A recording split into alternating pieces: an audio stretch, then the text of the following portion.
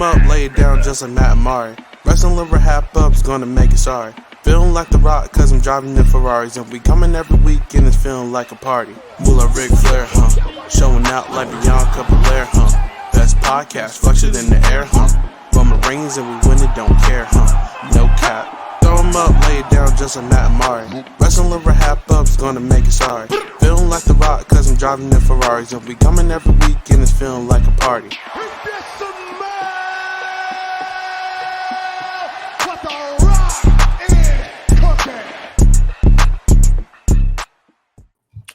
Hello, everyone. Welcome back to the Wrestling RHAPup podcast. I'm your host, Mari Forth, and with me, as always, my co-host, the Dakota Kai to my Bayley, Mr. Matt Scott. Matt, what's going on? The Io Shirai, the Io Sky erasure is real, Mari, but I'm always happy to be Dakota. Oh, okay. Oh, wait. Look at that. We have a guest? We have a guest today? Yeah. Look at that. And they can be Io Sky. Yeah. Look, I think I'm maybe more of the Bayley. You could be the Io Sky. They could. Okay. We'll figure it all out. Are you going to fight this or are you going to introduce our guest?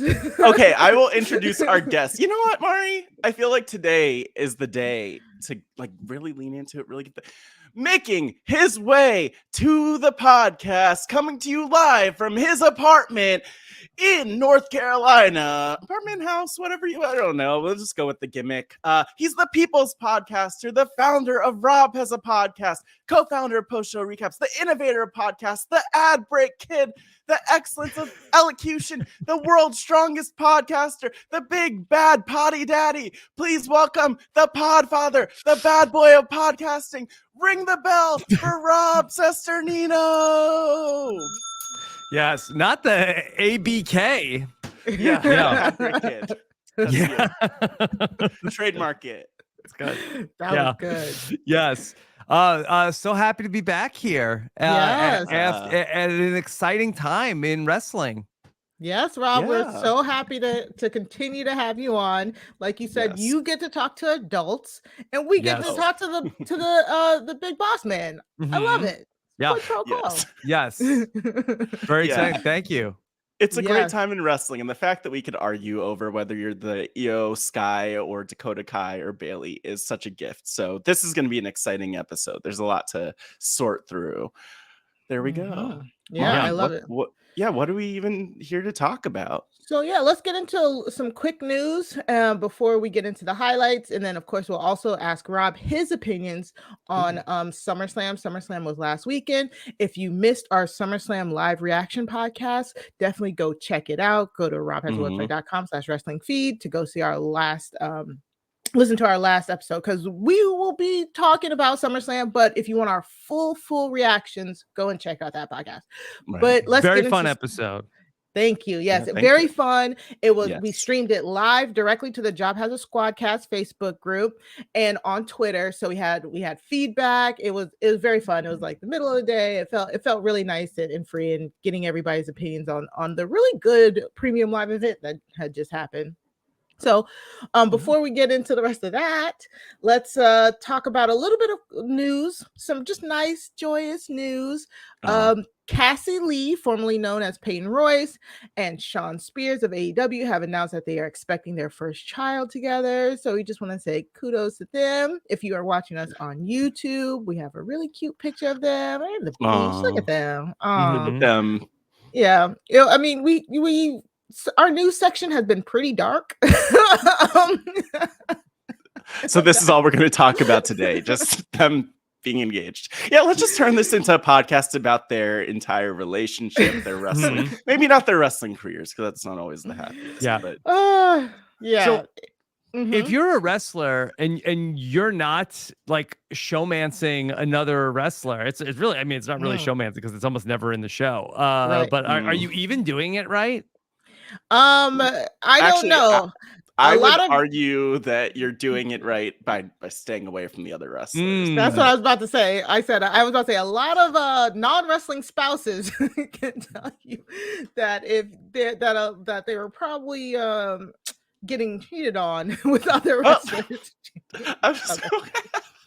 I think that was going true. This is getting darker and darker. This is the Mess Magnets crossover episode. It is. Yeah, exactly. You have any blind items? Yeah. All day. We have to avoid those. Yeah, avoid those for legal reasons. Top 5 list of when wrestlers were caught cheating. On. Only the heel. Yeah, that's gonna be rough to do a top 5 list of that. Only 5. But you know, I also think that the best wrestling relationships are the ones where neither person is involved in wrestling, Rob. So those are the best wrestling relationships. Yep. Yeah. So just kudos to them. They've been together for a while. So just some happy news to start off. Cute to start off the week. Yeah. I hope they see this. Congratulations to you two. Yeah. Somebody tag them. Oh God. So then also big announcement on SmackDown. The women's tag team titles tournament is actually gonna start. Is back. It's back. Yeah. They said it begins on Raw on Monday. So ample incentive to tune in. Okay. That's funny. In the picture of them that we're showing here on the YouTube, I swear I still see Naomi and Sasha's fingerprints on there. Like they didn't even, they didn't even wipe them off. And this is coming off the heels of several reports, only 7 of them. Several reports of Sasha Banks and Naomi reportedly maybe being headed back to WWE. So, I mean, very interesting timing here. This got the ball rolling on some chatter on Twitter. Rob, how do you feel that we might finally get the women's tag team title tournament? Yeah, so it's interesting timing. I know I tuned into Raw and SmackDown this week, expecting to see maybe Sasha and Naomi reappear on the shows, but instead we got the announcement about the tag team title tournament. I wonder if maybe that they have this tournament, and then after the new tag team winners are crowned, maybe could you see like Sasha and Naomi show up and say, hey, those are our titles, and then sort of start a rivalry with like the newly crowned tag team champions. I think that's a good shout, Rob. I think they're going to use the intrigue of will they or won't they, like when will Sasha and Naomi show up? I could even see them whispering to the dirt sheets that yes, they might be coming back, and I think they'll try and milk that as long as possible, and then hopefully we get paid off with them actually coming back. If not, that would be just so messed up, because it is just really out there in the atmosphere right now. A lot of people were paying attention to Sasha's bookings because she was supposed to be in like a celebrity flag football game on Friday. And then like at the last minute, her name got pulled. So people were like, oh, will she be at SmackDown? Will she be at SmackDown? She is currently like right now being advertised for the C2E2 Comic-Con, the Comic-Con in Chicago. And I just saw last night that Naomi might be there too. I had been hearing about Sasha for like weeks. I didn't know Naomi was going to be there too, so they might both be there. Sasha tweeted for the first time since the walkout or whatever, and I have my post notifications on, right? And so everybody was like, Sasha tweeted, and then everybody's like, well, what'd she tweet? Oh, she just kind of retweeted the Comic-Con tweet, but she tweeted. Matt, what do you think? What are our chances of getting Sasha and Naomi back? Well, I mean, okay, the chances of getting them back, I think, are, I would assume a lot higher than they were a couple months ago, or even a month ago, before Vince McMahon left and before all of the shifts, just because a lot is different. I would like to believe the reports of them coming back. I don't know if they necessarily need to come back as a proper tag team, though. Like that would be nice, but I wonder if they could do something different, like give them different high profile spots. Like maybe it's Naomi with the bloodline, with the Usos, getting her in a high profile spot there. Maybe it's Sasha in kind of like the Becky Lynch, the man spot. I don't know, but there's a lot that they could do beyond the tag title. So I think that we'll probably see them in relation to the tag titles, just because the timing of that announcement and then the news of them potentially coming back is a big coincidence. It is. It seems like it. Yeah. And I can see that. My biggest thing is, like, I would want them to kind of just, like, at least just come back and finish that storyline. Like, you know, just you don't want to leave that hanging. Even if they come back and maybe they lose, they're trying to regain the titles. The only reason I would accept that is if, you know, we'll talk about it, but Bayley's faction, you know, if they lose Bayley's faction, I feel like I'd be more fine with that. But this is definitely stoking the flames. This is definitely bringing the eyeballs to Raw. Did you guys know Raw had like the highest ratings? We don't care about ratings. I truly admit that, but it did have like the highest ratings in like months. They like pulled a 2.2 million, I think. So the bump went up. Triple H has officially like taken over. He took over for at Gorilla position for SummerSlam, which was a highly regarded premium live event, like we just said. And then this was his first like full Raw that he captained, and it was a pretty good episode. So like Rob said, this is a great time to kind of be a wrestling fan. Before we get into the highlights, Rob, tell us, what did you think about SummerSlam? What were your thoughts, concerns, favorite matches? No, I didn't have too many concerns on the SummerSlam. I thought it was you know, a really fun event, and I think it was really, you know, capped off by just, you know, a really wild main event that I had not watched it live. I had somehow like gone like unspoiled through Sunday, and then there was just like, it was a horror movie. The main event between you know, what has gone on with the ring, the Usos. Paul Heyman was laid out. Theory had you know, the your boy Theory. Well, I had felt pretty confident. Like I said, you know, I think Theory is going to cash in, but I don't think he's going to be successful. But I never thought it would be as unsuccessful as it ultimately was. That was like a real debacle. Yeah, it was definitely like almost like a Three Stooges moment. Like everybody was they were throwing people at Brock Lesnar. He was just demolishing everybody, which was pretty funny. Was that your favorite match of the night? Yeah, I think that was my ultimately my favorite match of the night. I felt like that some of the stuff, maybe like there was like a little bit like a soft middle to it. Like you know, I like Pat McAfee, but I've really never been interested in the Pat McAfee Happy Corbin feud. Right. You know, I you know, agreed with both of you that, you know, Logan Paul did a really good job. That he had like some like impressive highlights on his match against The Miz. So I feel like that overall, you know, it was a big pop when Edge came back, even though I felt like that we had seen like the Mysterios versus Judgment Day like 900 times already. So, you know, I felt like it was maybe a little bit soft, like in the middle section, but it was, you know, how much more do you want from a you know, live event? Yeah. Dominik's favorite match? I think it was probably also the main event. Yeah. Okay, good. He marking out that ring. That ring thing was. I was not expecting that, to be quite honest. I didn't like how that ring moved personally, like how it slid. Like, oh no, someone might still be under that ring if they didn't get the warning that Brock was going to move it forward 5 feet or so. So I don't know. That seemed like a safety issue, but it really makes you think that like during one of the breaks that somebody like kind of like unscrew something, because I feel like the rings shouldn't be able to move that easily. But then again, he did have a full tractor, so I don't know. Did you see the clip when Brock Lesnar like threw the microphone to Roman Reigns and he just like caught it like without like completely like nonchalant?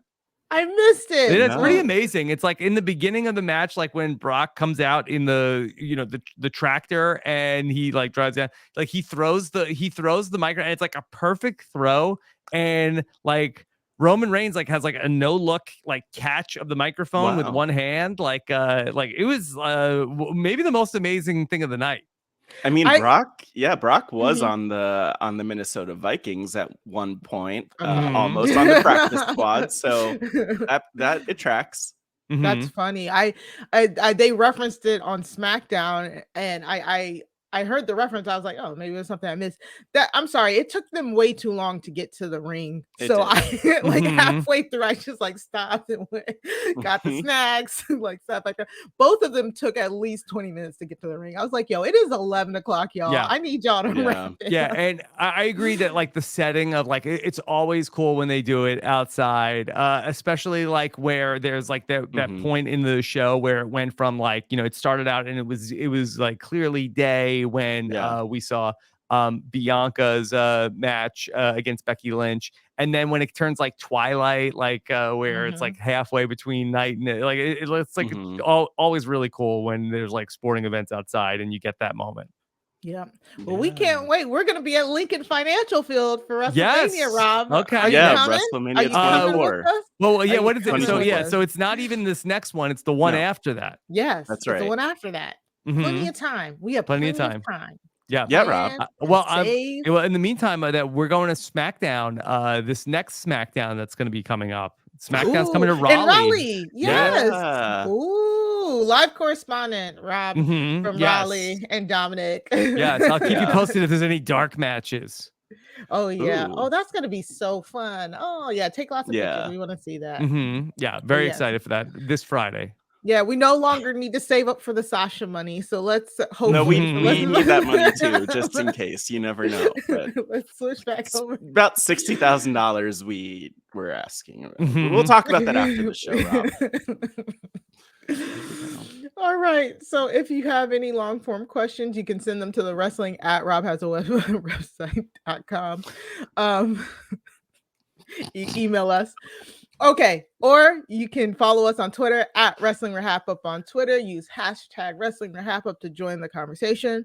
Like we said, we broadcasted live into the Job Has a Squadcast Facebook group. So hopefully we can do more. We want to do more of those. We got really good feedback from that. So if you want to see us do a live show, just reach out to us and we'll get you into the Job Has a Squadcast Facebook group.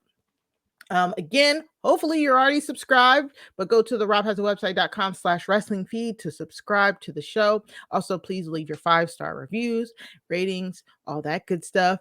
And then also, hopefully, beautiful faces right here on the YouTube. Go to the Rob Has a Podcast YouTube page, search Wrestling RHAPup in order to see us on YouTube. You get to see all the pictures that Matt finds. They're all nice and cool, especially if you don't know what's going on. It's very helpful. It's still the beginning of the month, so it's the perfect time to become a patron.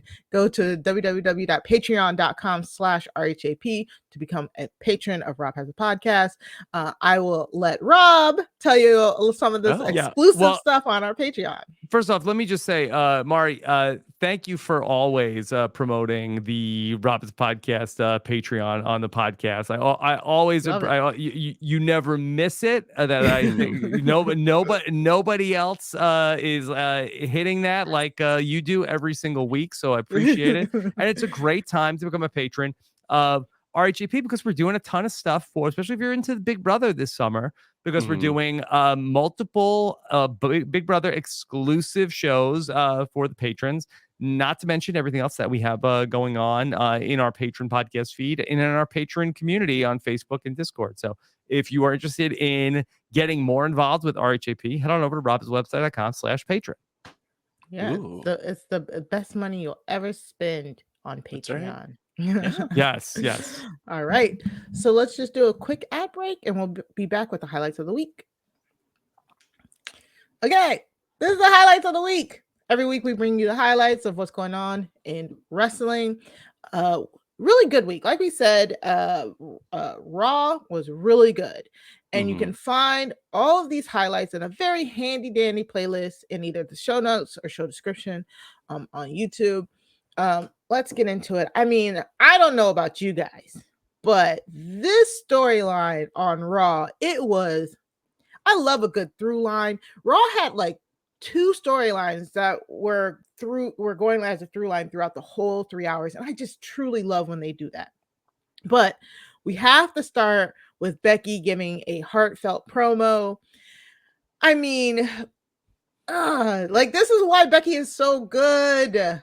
Like, you don't forget that she's good, but it's just like this promo, this babyface turn of a promo was just so well executed. She talks about basically kind of like fighting her demons for a full year almost. You know, she goes back, talks about her coming back from SummerSlam and getting the title and thinking that she needed to keep the title and her obsession with having the title. And then once she lost the title, her obsession with getting the title back, how Bianca is such a worthy adversary, how she had lost herself, but now she found herself again. I mean, oh my gosh, this is a babyface promo. Like, Matt, I'll ask Matt first. What did you think? Oh, I love the promo. Like, Becky, she's just so great at pulling out the emotion in her promos. And obviously this one felt a bit different because she walked out. She's not wearing anything that's super flashy. And so you could tell things are different. Obviously her arm is in that sling and everything else. So there's a lot going on there. And I think people could tell, but that didn't stop her from bringing this fire. And I don't think that people were, I mean, obviously they weren't disappointed to see her. I don't think people were even upset thinking, oh, she's going to be out for a while. She didn't give us that energy. She was giving us like, I can't wait to come back better than ever and be better than ever. And then kind of casually left. And we'll kind of talk about where that went. But I mean, she never misses. She never misses. What do you think about it, Rob? Yeah, I really do like this side of Becky Lynch more. That I felt like that as a heel, like as a bad guy, Becky Lynch. I felt like a little bit sometimes she's like kind of one note. I felt like she was kind of just like screaming all the time, especially when she was like on her losing streak. When she was like nothing was going right. It just seemed like that she was sort of just like tantruming all the time. And I feel like that this is a much more like authentic, like three-dimensional version of her, which I appreciate more. So I do really like the storyline of like her and Bianca now having to work together. I do wonder if like how much of that is being now scrambled because of the injury, which amazingly is like she fought through her match at SummerSlam with a dislocated shoulder for 20 minutes. Yeah. I was like, I always am like, is this a kayfabe injury or is this like real? And I was we did not realize maybe it's just because they are two really great performers. So Matt, do you know, did we got confirmation that it truly is like she did dislocate her arm or anything like that? Separated shoulder is what they were saying. Yeah, I haven't read reports about the injury other than that it's a legitimate injury that she faced. So I'm not sure how long she'll be out, but hopefully not too long. Yeah. So so this makes sense. We had no inkling that she would be taking time off at this point. Once she said, I was like, oh, it's kind of logical because she has been, it's a year. She's been going for the whole year. She was either the champion or in the championship, contention. So this is the perfect time for her to take a break. She does have the baby at home, all of that. So more power to her for taking a break. And this kind of opens up some more storylines for some of the other women. But this is a great promo to go out on so that once she does come back, you can kind of do that full just switch. She'll be babyface like the man Becky. So yeah, this is really good. I hope she's not as long as she's not too badly injured, that's this is good news for her in a sense of she can just rest and relax for a minute. Bianca comes out to, they do their whole like, oh, we fought each other, but we gave each other the best fight ever. And it was so cute. And I just love this was such a great promo. But of course, Bianca is interrupted through her part of the promo, giving props and being happy that she still had the championship because Becky's getting beat up in the back, man. those No one asked for that. the dastardly faction of Bayley, Dakota, and Io are in the back, beating up Becky. I love Bianca like running, like trying to like, like prissy run, like, like I think she had heels on. I was like, Yeah. oh You man, can't blame her. Look, I don't mean, blame her. look, I'll say this. Becky did say it's a new era of WWE, which I love. I love that she's Love the that one who too, can yeah. say it because it adds a lot of weight to that. But I mean, it really does feel like it with the new faction of Io, Dakota, and Bayley. And we don't like I like how they established this isn't about just Bianca or Becky. Like they're coming for everybody. It has become very clear over the course of the show. And I appreciated that. Yeah, I was kind of thinking that, okay, well now this new faction is coming to like wage war against the women's division on Raw. And I kind of thought that maybe that would be the spot where Sasha and Naomi would come in. It's like, oh, the reinforcements are back. They're here to side with, but no, it didn't happen. I'm not gonna lie. Yeah, like I said, at SummerSlam I thought that could be it, but then when Becky stepped up, I was like, okay, it's Becky and Bianca. They're gonna need another person. Then when Becky was like, I gotta take some time off, I was like, oh, this frees up a spot. This frees up two spots. This frees up two spots. Fast forward a little bit to the end, it ends up being Asuka and Alexa that helps out, but we don't know. We don't know. Any more thoughts about the faction, Rob? Because you didn't get to really talk about them. Yeah, so I'm not super familiar with the three people that that showed up. So I certainly, I know the name Bayley, but I'm not super familiar with their backstory and like what their feud is with anybody who they are going after.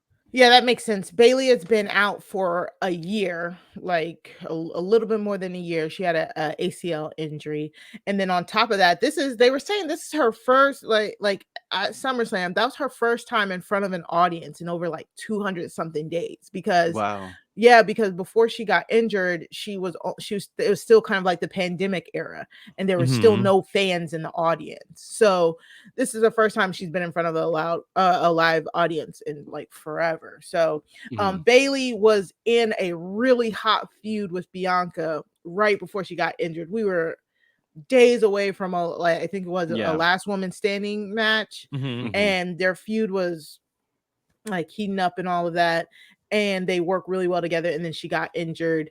If you're not familiar with NXT, then you wouldn't know, but Dakota Kai and Io Sky were both in the NXT women's division. They were like the better part of it for like the past 3 years ish. Totally. Yeah, right. And like when Bianca was down in NXT, they were there too. And it was at the time when NXT had like the best women's division, like hands down. It was the two of them, Bianca, Shayna Baszler, Candice LeRae. Like it was a really good time for women's wrestling in NXT. And they were all just felt like they were treading water in NXT. And then Dakota Kai got released in one of the rounds of releasing talent in April, I think. Was it this April? Oh my gosh. It feels like they released so many talent at so many times. It's just, and then Io just disappeared off the NXT programming because it seems like they didn't have anything for her in like the new era. So reports were that Io was leaving. Dakota had already been released. So when they came back at SummerSlam, that's why it was like whoosh, because Dakota was gone. Io was half gone. And Bayley was injured. Yeah, those are the reports. So they are these are like some of the best women's wrestlers in the world here. That's why it's such a big deal between Bayley, Io, and Dakota. It's just pure wrestling, pure character. And then on top of that, on top of all of this, Dakota was on the bump on Wednesday, and she was just basically saying Ryan Popola, friend of the podcast. And she made a big fantasy trade with him this week. Oh, look at that. Robin, insider. I know. Meanwhile, I'm struggling to get spots on my fantasy team. filled. Sorry, I did not mean to. I know. I'm like derail. Yeah, like, people are dropping out left and right. So it's like AEW with all their injuries. Mm-hmm. Oh. But Dakota Kai on the bump said that it was basically like a last minute thing. They can't really go into specifics, but it was like, she was not expecting to be on the SummerSlam stage until it actually like happened. And she gave a little bit of backstory, like her and Bayley have been talking about a faction like this for years together. They wanted to do this. And all of the pieces fell together. And I'm so happy it did. I think a lot of people are giving kudos to Triple H here, and rightfully so. But the women's division, this was a much needed shot of adrenaline to the women's division. And we're still trying to figure out what their name is going to be, hinting towards like maybe like Control or something like that might be their name. But I can't remember, Matt, have you ever remember a time where a women's faction was together and their like aim was just like total dominance? Like, what I'm saying? Like, yeah, that's exactly the thing. That's the thing I love about this dynamic, because one, like to your point of total dominance, it reminds me of probably a lot of factions, a lot of male factions, I think of like the Nexus back in 2010 when they invaded Raw, and this was not that. There were a lot of differences. They destroyed the ring a lot like Brock Lesnar. So we're seeing some callbacks here.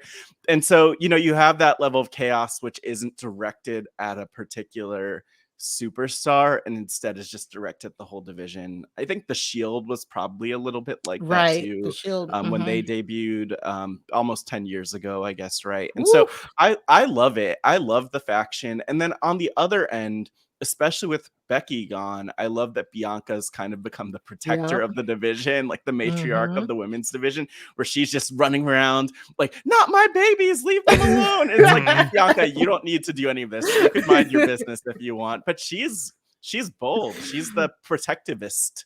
We love that for her. Yeah. Yes.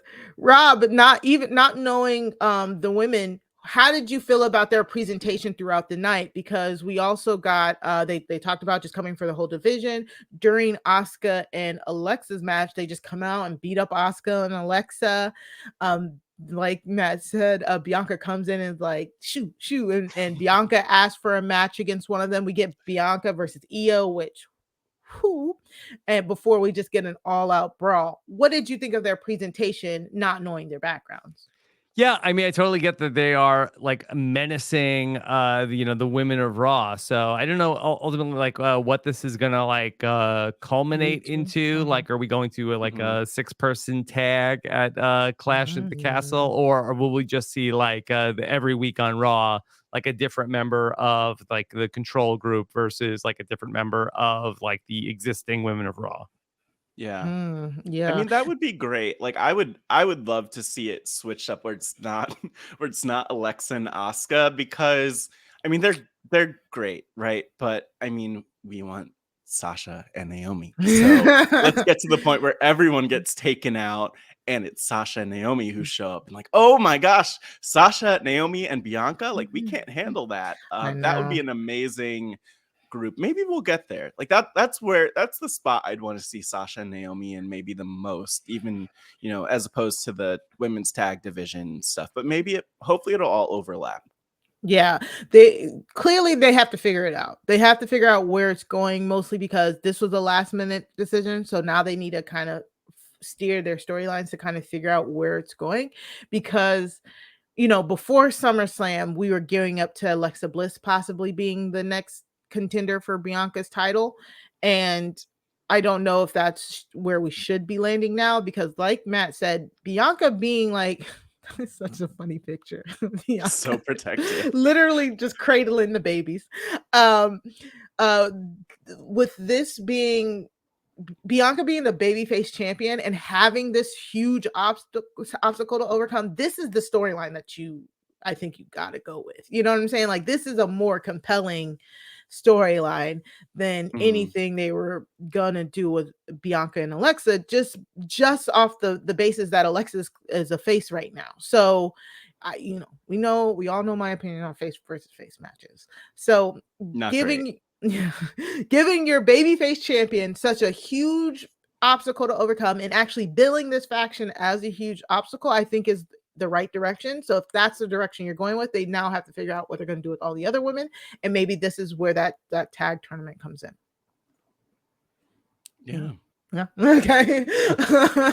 So Dakota Kai did tweet out something to the effect of like they might be coming for the tag titles as well. So I mean, like Matt said, maybe multiple storylines. We'll get some multiple storylines going here. So I'm just really excited. I'm really excited. We're asking for a lot after one Raw and one SummerSlam premium live event, but this is the right direction because we're all wanting more. We're all willing to tune in on Raw to see where this tag title tournament goes, where the faction goes. I really need them to get a name soon so I can just stop calling them Bayley and them.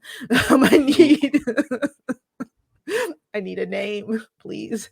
But other than that, I think this is definitely a step in the right direction. Totally. Any final thoughts on that? No? We need it. We love to see it. Give us more. Give us more. What do you think that the tag team tournament will look like? Will we see how many? What do you think? Can we get to 8 teams? No.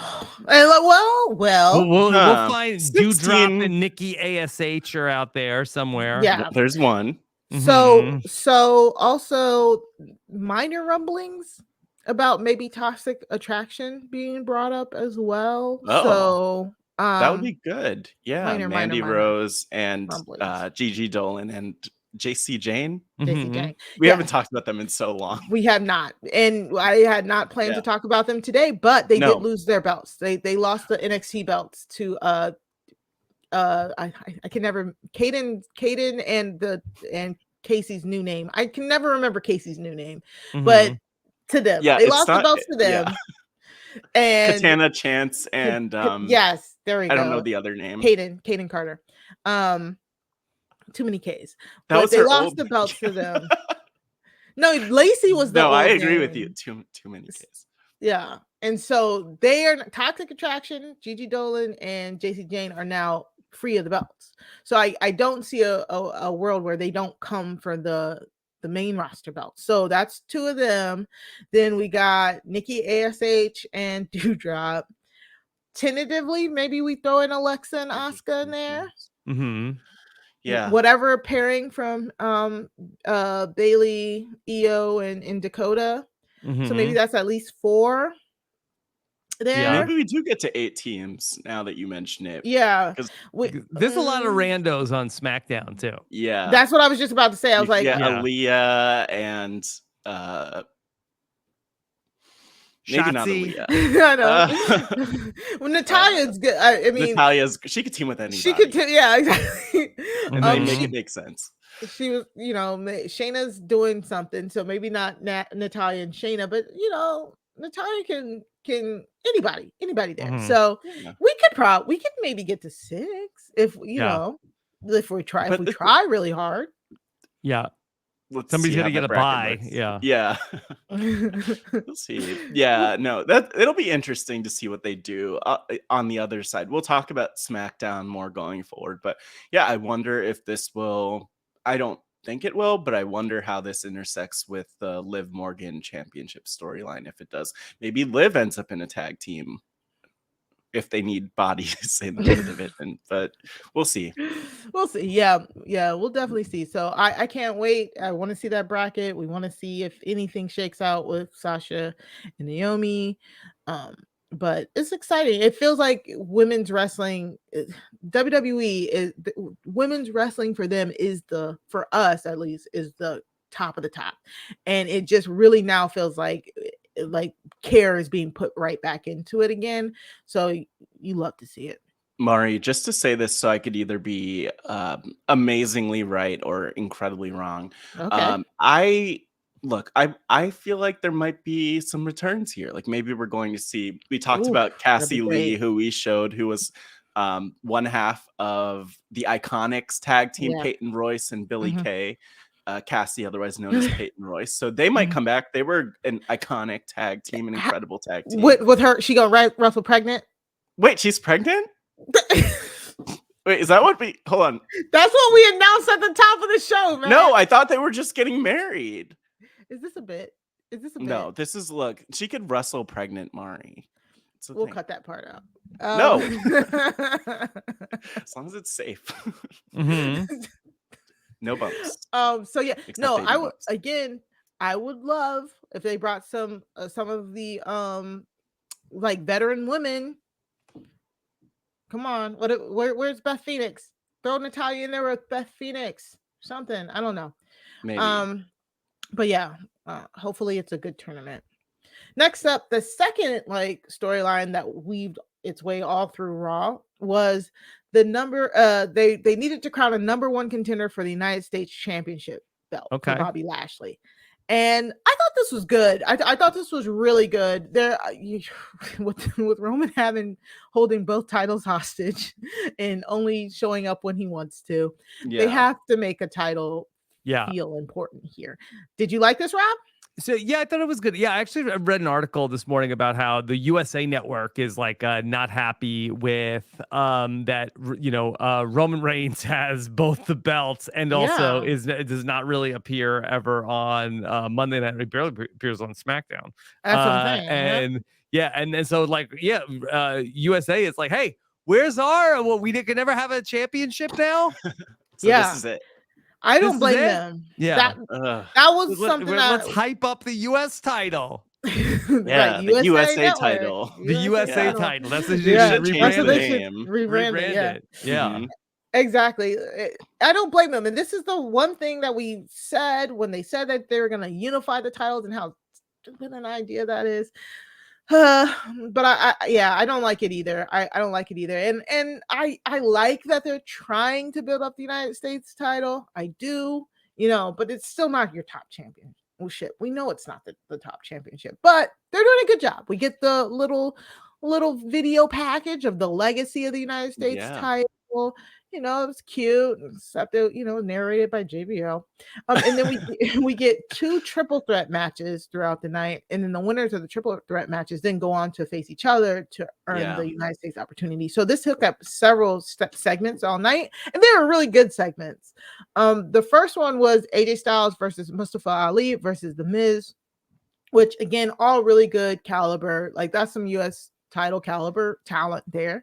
First appearance of Mustapha Ali since Money in the not even Money in the Bank. What was it? Hell in the Cell. Yes. Oh yeah. Which I hate that for him. Like they keep playing in his face. He needs a United States Championship title run because all of the things that he proposed to do with it sounded so freaking cool.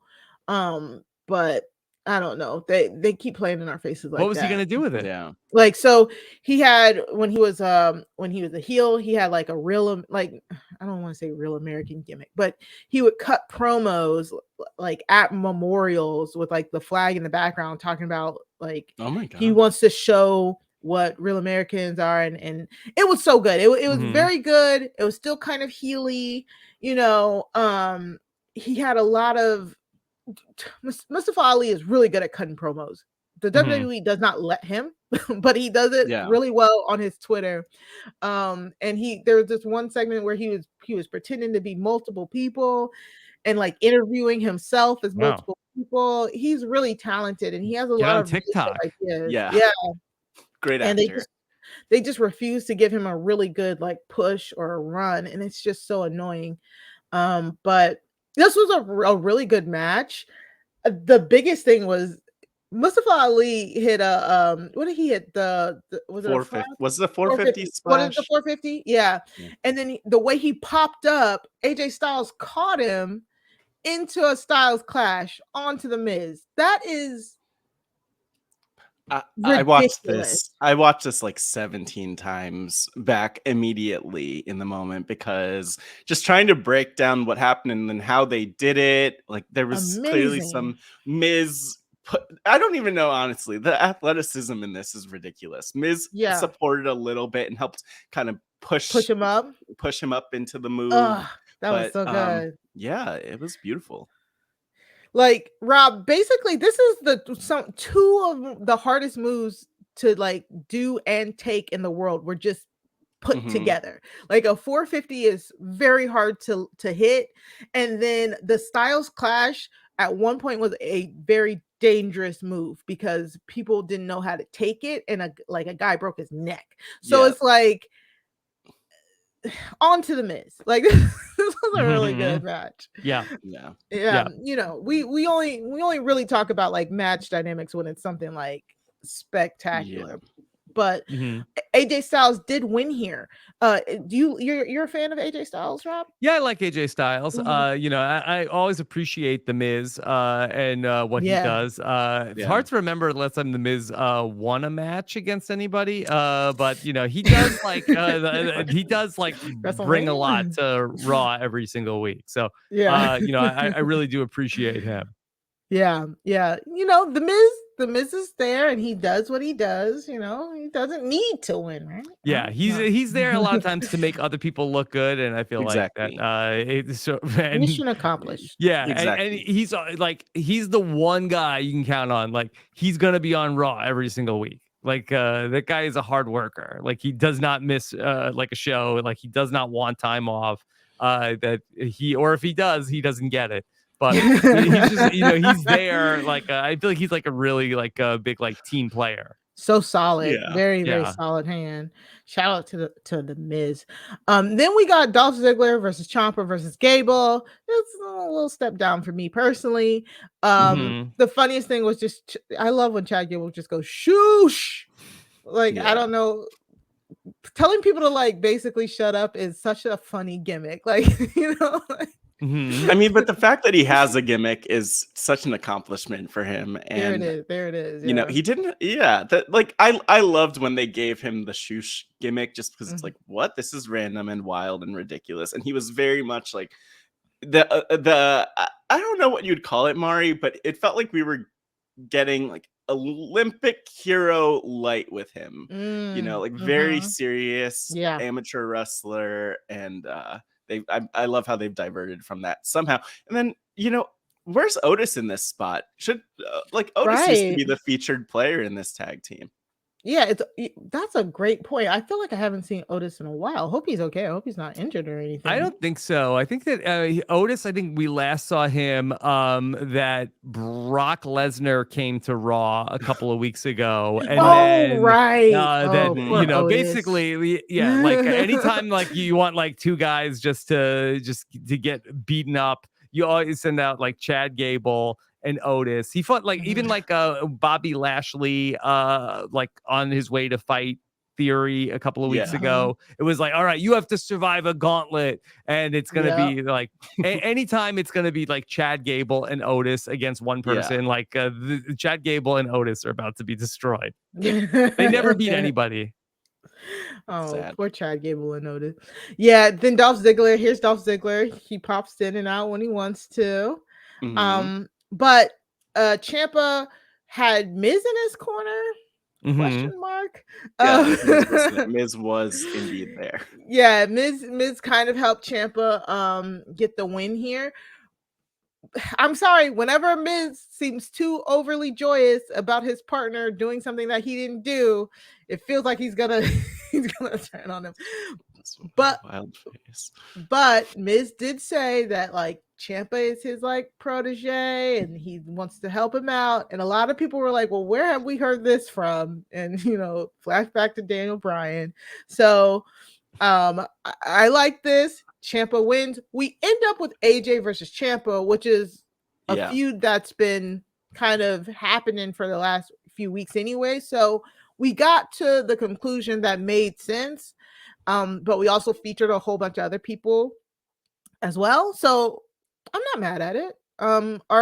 Rob, did you like that it came down to Ciampa and yeah, I kind of figured when we saw like who the potential people were, like by process of elimination, it's like, well, who does it make sense to have feuding with Bobby Lashley now? And by process of elimination, it was like, okay, well, it will either be like the Miz or Ciampa who ends up winning this thing. And either way, it's like, yeah, I'm sure you'll see The Miz versus Bobby Lashley on Raw of sometime in the next couple of weeks as we like start to get ready for Ciampa versus Bobby Lashley coming up at the I'm assuming it's going to be a Clash at the Castle, right? Yeah, I think so. I think so. Yeah, I'm not a big Ciampa guy. I don't really understand like what his gimmick is, and I kind of feel like he doesn't have a personality, which is really like the number one thing I'm looking for in a professional wrestler. So, I don't really get Ciampa, but you know, it makes sense that that's what they're gonna do and have him go against Bobby Lashley. Yeah, Matt, did you?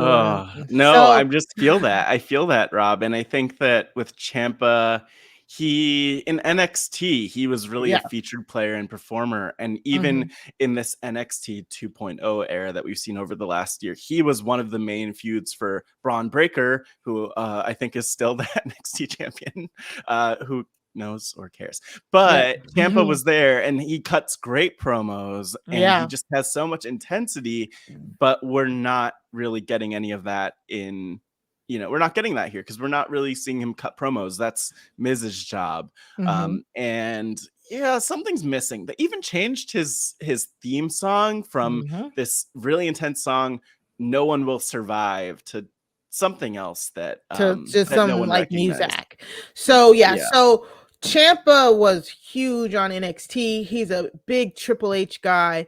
Him and his partner Johnny Gargano basically ran NXT for the better part of 7 years. Yeah, 7 or 6 years. Something to that effect. Put on classic matches in NXT. Basically the headliner of the black and gold brand of NXT, and then he got called up to the main roster. What has it been like a year or so, Matt? Maybe it's even been it might have been the start of this year. I want to say that he was called up. It was right before. Well, it's been anyways. He's been called up. Oh, yeah, okay, yeah. I think you're right. He's been called up, but he hasn't been doing anything. And like Matt said, he had a great theme song on NXT that the minute you heard it, it was like, oh, it just like cut to your soul. But it had been built up because he was the biggest heel. At one point, he was the biggest heel on NXT to the point where he came out to no music and he would just my god, booed. He just get booed. Like booze, it was the peak of what he was doing. It was so good. He's very charismatic, very good on the mic. So it's been very weird to see him on the main roster as what is basically a glorified lackey. So the rumors were always have been that Vince had not really seen it for him because of course he doesn't have the typical stature that Vince appreciates. And now that Triple H is back, I mean, Triple H is back. That's Triple H's guy, and he wins the tournament off jump. So hopefully in the coming weeks, you'll see why Ciampa deserves this spot. This is why I do like him. I really do like Ciampa. So I hope they tinker with his character more. I hope they give him the mic a little bit more. And maybe now with Triple H running the show, he can actually get a personality, build some momentum, even if he doesn't win the title. I just want him to be in a better spot than he was under Vince. So I'm excited. I'm excited. Again, also this Miz, this kind of like Miz in the background story is going to be interesting. But Ciampa versus Bobby Lashley, have we seen that? I have not. I have not seen it. Yeah, I don't know. Maybe it's happened at some point over but I don't think that could be a good match. That could be a very good match. Like Ciampa is a really good worker. He's been in the industry for almost 20 years. So yeah. I like it. I'm excited. Rob is like, we'll see. We'll see. I'm interested to see, like, because Bobby Lashley has had so much success because that he's been feuding with Theory, and people hate Theory so much that Bobby Lashley has never been more popular. So it'll be interesting to see like how Bobby Lashley like carries that over into somebody who's not hated as much by the audience. Yeah. And also what they do with Theory is a whole other question for another week. And we'll see. We'll see when we're back from our brief hiatus where he is, because he wasn't We didn't see him on Raw. So I heard that he actually had a death in the family. Like, I think that's what I had read of. Like, it wasn't because of like, okay, well, Vince is out, and that was it. Like, there's like Triple H loves Theory also. Like, so it's not like that Theory's push is gonna be over. But it's like I think he's gonna feud with Dolph Ziggler. I think when ultimately like we see him again. Yeah, and it's good to hear that he is like still well regarded potentially with Triple H, just because I think we're already starting to see some shifts with Ciampa actually winning matches and being in this spot, of course, and so another winner we'll talk about as well. Yeah. Like, this is Rob. I could definitely say like a lot of stuff that we might see. If you're like, who are these people? Triple H, owned NXT for years. So, and he liked a lot of people, and then the NXT people would come up to the main roster, and Vince would basically bury them. So I can see that kind of leveling out. I don't think Triple H will completely just, not use any of the stars that Vince built. I've seen a lot of memes recently of people that are like sort of like very excited that I saw one with like the Key and Peele sketch of like the president like walking through and like like who's getting like a good handshake and who's sort of like getting the cold shoulder with I gotta find that one. So I did see like Ricochet was back in action last night, who apparently is a Triple H favorite. A lot of people are saying Liv is not highly regarded by Triple H, and technically Bianca was highly regarded by Triple H, but he never put the belt on her. So, a lot of people were scared for their faves. I think at this point Bianca is untouchable, so I'm not too worried.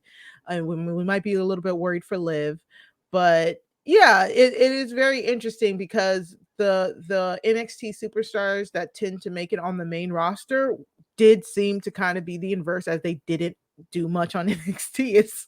I don't know what silent war Vince and Triple H were having in the back at some point. And again, we'll talk about it because there's a few people that pop up here. But next up, let's get into Edge's return. So maybe I should ask you, Matt, as our resident Edge head. You're an Edger?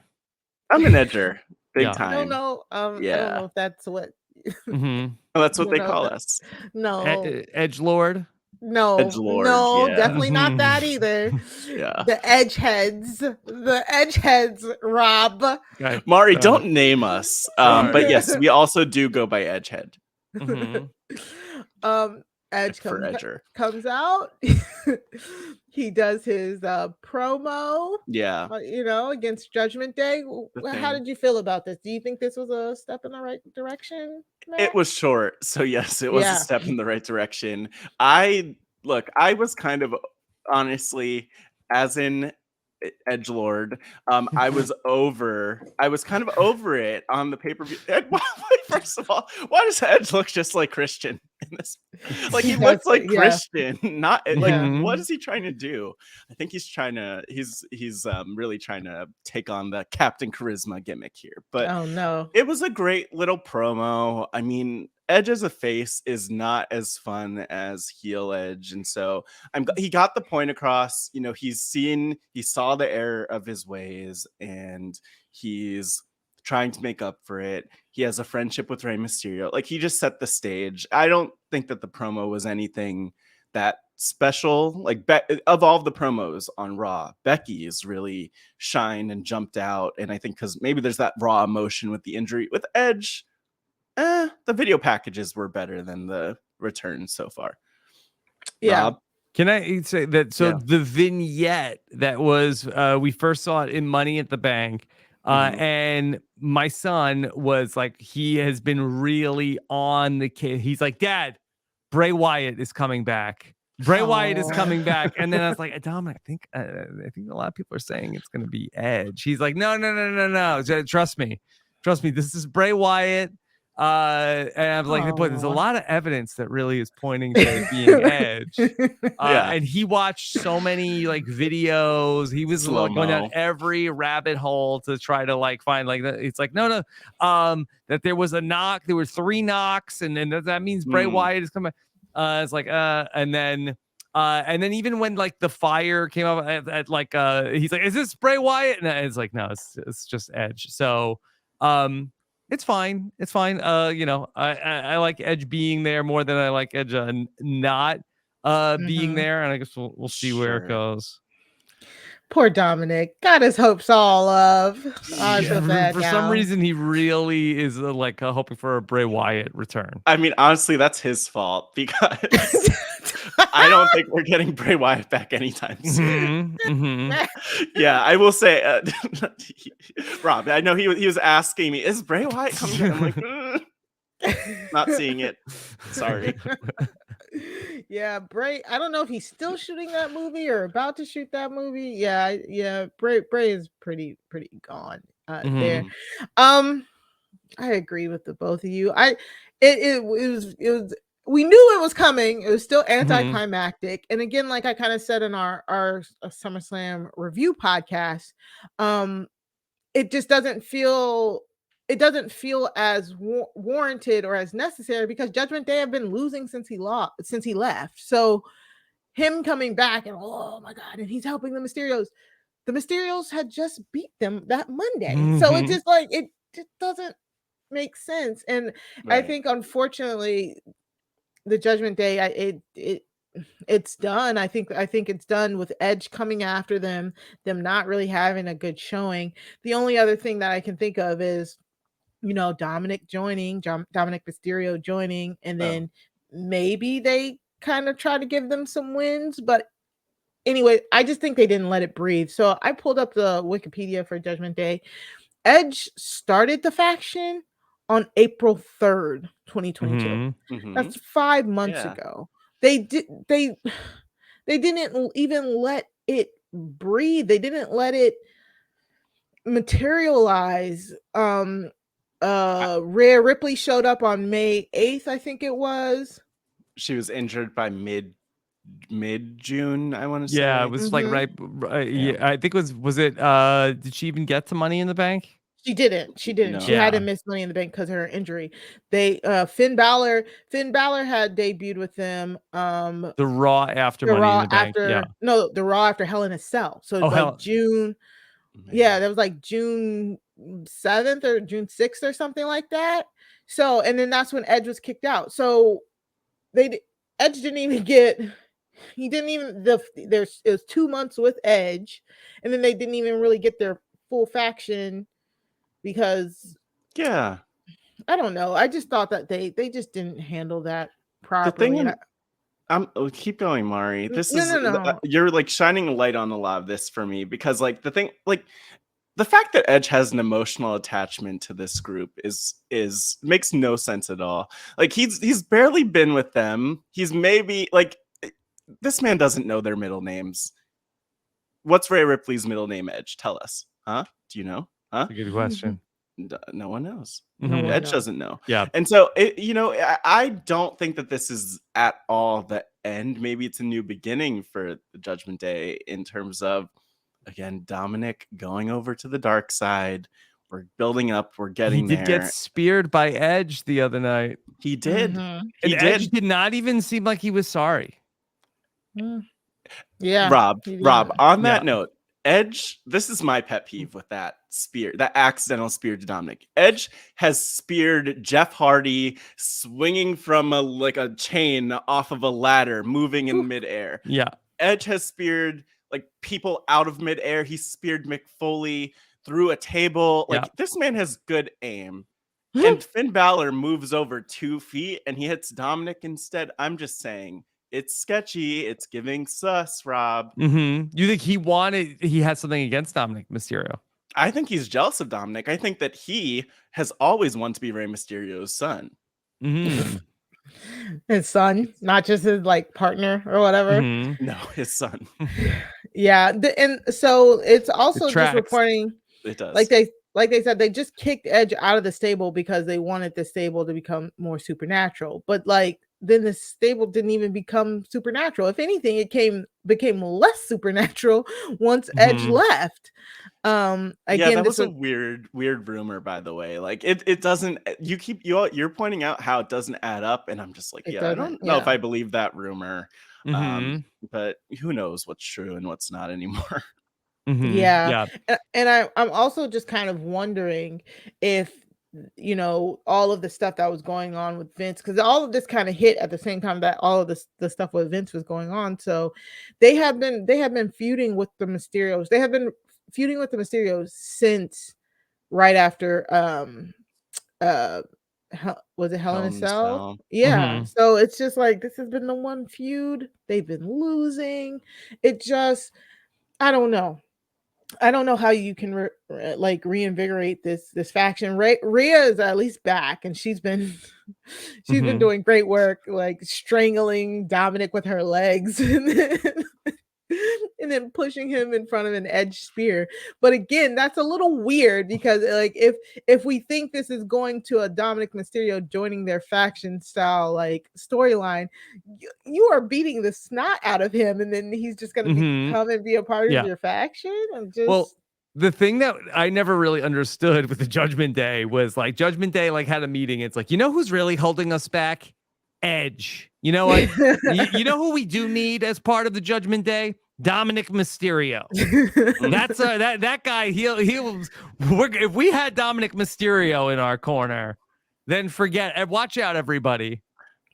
I mean, it makes sense to me on paper, at least, because you don't know what's going. Like Edge might be a dictator behind the scenes and just really rough to work with. Dominik, you could push him around, like the way that Rhea is throwing him around.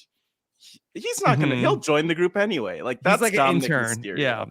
Yeah, he's the intern, and they wanted him for the summer and not Edge, and so you can't really blame them for that. But you know, you do gotta make get an younger. Point. Just younger, fresher, fresh face, you know, moldable. Definitely, that's we need some new blood. Exactly. Yeah. The only way you can turn this around for me is if Dominik does join and then he's the leader, but Dominik would have to carry on the mic in order to do that. And even then I'm like, I don't know. I don't know. Wow. I think they're too far gone. I think Judgment Day is too far gone, which kind of sucks because I think if Rhea hadn't gotten injured, they could have been better. Plus they, you know, Rhea could have gotten her shot against Bianca. Maybe Bianca would have been like, you know, having to deal with the Judgment Day instead of Bayley's new faction. I'm really wondering where's Rhea's place in the division now that we have more women and all that. I don't know. I don't know. Judgment Day lost its steam for me. Yeah, I don't think we would have seen Bianca really dealing with Judgment Day. Just because I feel like Vince McMahon and that other philosophy, Bianca would need the Street Profits, I think, in his mind for it to make sense. And so were they going to go that direction? I don't know. I think there just would have been a weird gap of Rhea doing her thing over here with Bianca and then Judgment Day doing I don't think they would have put hands on her, but I could definitely see they could have been like intimidating outside of the ring. I wish. I don't even know if we would have gotten that. But I think under Triple H we would, because it's all logical. So maybe we will get there at some point. You know, I don't think that we're close to the end of Judgment Day at this point. Okay, so let's just take a quick break and we'll return with some SmackDown Women's title shenanigans. Okay, so Ronda Rousey is suspended because she decided to put an armbar on a ref after SummerSlam. Yeah, how do you feel about the suspension, Mari? Let's talk about that. I was a little shocked. I didn't see that coming, really, to be quite honest. I didn't think they were going to suspend her. That was a storyline that I definitely didn't see coming. They didn't like imply that it was happening on the show, and she's done worse. She's done much worse. Yeah, exactly. Like after this, like at SummerSlam, I was just like, okay, yeah, Ronda's throwing a tantrum. Gotcha. Like I didn't think there was going to be any major repercussions. She was tweeting or Instagramming like reckless stuff over the weekend, which I'm just like, she like her usual she what did she say on Instagram? She said, "Oh, WWE needs to stop letting their golden girls go over on me," or something like that. It keeps screwing me. She broke kayfabe. She basically broke kayfabe on Instagram. What happened to Ronda Rousey went to the WWE officials and said, "Hey, you know who needs to have the title? Liv Morgan. That give her this opportunity." Remember that? Like I in the remember. news? Yes. Mhm. What happened, Ronda? I personally didn't believe it then, and I truly don't believe it now. Yeah, her caption was, "Hey WWE, if you guys could stop screwing me to put over your golden girls at every Wow. major PPV, that would be great." Which I'm just kind of like, the lack of self-awareness, because Did she delete this, or is it? no, it's still there. I just read it. It's still Oh, I mean, there. I don't follow Ronda Rousey on social media on purpose. So, wow, interesting. I don't know what to think of it, honestly. I mean, maybe Do you think she it was could be suspended kayfabe. for that? No, I mean, I don't think that there was any suspension. Like, I did see was it US Week or Us Weekly, whatever it's called. I think they covered it like it was a legitimate story. Mhm. So I mean, I mean, they who did knows? say on SmackDown like they needed a number one contender because Ronda was suspended. They kind of did. Yeah, I but think why? they said she Like, was why would suspended. they? It doesn't make sense to me either way. Even if it was something that she tweeted and they weren't happy with, Mhm. maybe there's a world where she's actually unhappy and where she just needed a break and needs to cool off. But she just Mhm. properly turned heel. She's such a draw as it is. Ronda's known for Why are we tweeting and gonna posting things. So keep I mean, propagating it's that true. lie? It's true It though. is She not is. true. She's She's a not a in draw, Matt. I think that she's more of a draw than half of the women's division on SmackDown, which isn't saying a lot because I'm thinking of Elia and Shotzi and Lacey Evans. But, she's not like I think it's better to have a heel Ronda in this to continue the story than for her to just randomly disappear here. I'm disappointed that she's randomly disappearing. Maybe she'll be back in a couple weeks, but That is a sentiment I will never express. well, yeah, but luckily we'll have some time. We'll have some time to cool off. So Yeah. maybe you'll be happy to see Ronda. I'm with again. Mari. I'm not a Ronda fan. Yeah, I'm not a I was- Ronda fan. I was so happy when Liv Morgan won the title from her Mhm. Money in the Bank. Yeah. Exactly. I would like to see Liv like beat her again, but like beat her in 26 seconds. That would be Yeah. nice. Yeah, I agree. I just don't. SmackDown's ratings plummeted. They have been plummeting steadily Oh, since we don't Ronda's care been about ratings. bad. Mhm. She's Yeah, been it's horrible. But she's Yeah. Ronda Rousey. But I mean, I don't think that you could like lay the problems with SmackDown at the feet of Ronda Rousey. Like the issue Yeah. is like that there are no superstars on SmackDown. Like Yeah. it's Drew McIntyre and Sheamus every week on Every other week, yep. and the New Day fights the Viking Raiders. It's the same Every other- exact show every single Mhm. week. Mhm. Yep, Roman doesn't show up. Mhm. Ronda's not compelling me to show up. The women's division, which we'll talk about here, is just not compelling because they haven't made any of the women compelling. The one woman that Mhm. they've tried to make compelling, I don't see it. So it truly is just kind of like, Rob's right.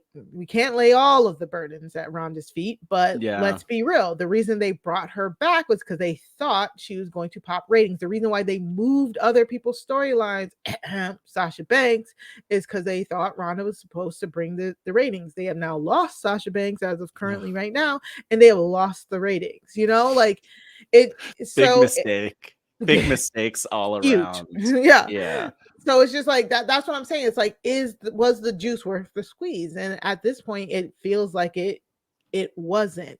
Now, where they go from here, I don't know. Matt, it looks like you know what I'm about to say. You know what I always say. I'm not even gonna repeat it. I'm all for a heel like Ronda and her MMA people showing up and it's tired. It's tired. Maybe if we don't get it, I'll be fine. It's fine. Yeah. So because of that, we had a women's gauntlet match for the #1 contendership. But beforehand, Liv Morgan tried to go out and give another rousing babyface promo, but not so fast. Some of the fans decided to chant "You tapped out" at her. They did show a slow motion replay where Liv tapped out after 2. So this is just not a good position to put a babyface champion in. She seemed very affected by the crowd in the moment. Like as a face, the crowd was bizarre. This Greenville, South Carolina crowd. There were Ronda really Rousey chants. Does she have a farm there or something? Maybe. Like, what did Ronda, a statue maybe? Maybe she has the key to the city. Like, I don't know, but this was bizarre. And it did seem like they really were turning on her and she was trying to acknowledge it. And I don't know. I felt like there was a little bit of like cry face, like tears welling up and like, why are you turning on me? I'm trying to prove myself.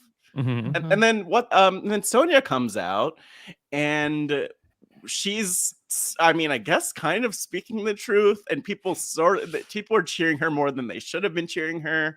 And it was very odd. I don't know what to make of any of this. Ronda must have done something epic or like maybe she bought like the Boys and Girls Club in Greenville, like new basketballs or something, because it's strange. Yeah. Rob, we get Liv Morgan here not getting this response she wants. Do you think that Ronda, the booking was probably the incorrect choice at SummerSlam? To have her go up against or the way that they chose to end the match with the out. I mean, I kind of liked it because I feel like that and again, I am a Liv Morgan fan, like make no mistake, but I kind of feel like that it feels like a little bit of a mismatch her against Ronda Rousey, who feels like that, Ronda, who I don't, again, I'm all about like, a personality and a gimmick with these wrestlers. So I'm not a big fan of Ronda, but it feels like that Ronda Rousey would kill Liv Morgan in 12 seconds, like in a like a real fight. Oh, totally. Yeah. And that's the presentation they've been giving Liv since she won the belt. Mm-hmm. And that's why I'm just kind of like, I don't like presentations like that. Like I get she is the babyface champion, but you have to validate your champions, at somehow you somehow have to validate your champions. So I get it. She's like the underdog babyface. They made it really clear at SummerSlam that she was just getting her butt handed to her the whole time. But this is the problem I have in these type of booking situations where they should have just kept it at where Liv outsmarted Ronda by having Ronda's shoulders be down. They shouldn't have had her confirm the tap.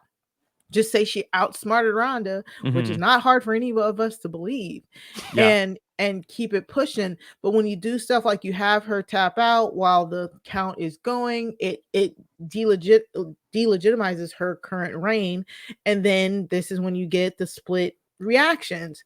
And I just have to keep bringing it back to the Sasha tapping with 2 seconds left at her and Charlotte's roadblock match. That moment has stayed with me for so many years because I thought it was the stupidest they've ever made Sasha Banks look. And they've tried to make Sasha Banks look stupid several times since then. But I think that is the worst time, having a babyface tap 2 seconds before they're about to win a match while she's looking at the clock. It just makes it almost like they can't recover from it. Like, I don't know why WWE wants to make some of their babyface women look just not the brightest in the world. Can I ask, that is Liv Morgan somebody who maybe isn't one of the Triple H faves? Like we said, she was she was not heavily pushed on NXT. She stayed mid card for most of her NXT run. She never really even had a clear shot at the title before she was brought up with the Riot Squad.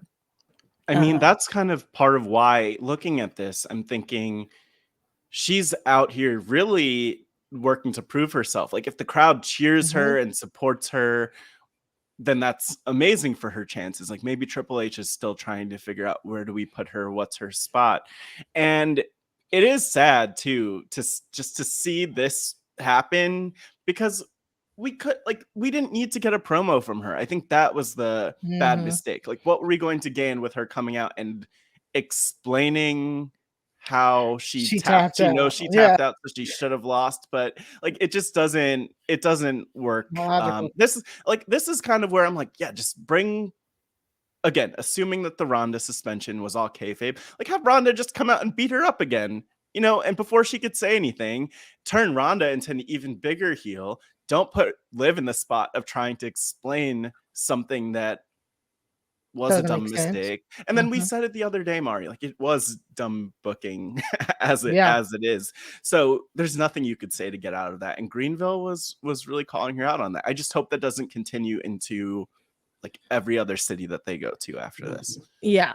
Because Liv was over. I mean, that's the whole reason why they put the Money in the Bank on her. She was over. There was a very loud pop when she won, very loud pop when she then won the title. Again, I just continuously think back to what could we be doing if she was still holding the title here? Maybe building the character as opposed to building a character while you're the champion. So I just feel like there's been several missteps in the handling of Liv Morgan, especially since she's such a pure babyface that a lot of people really were rooting for just a month ago.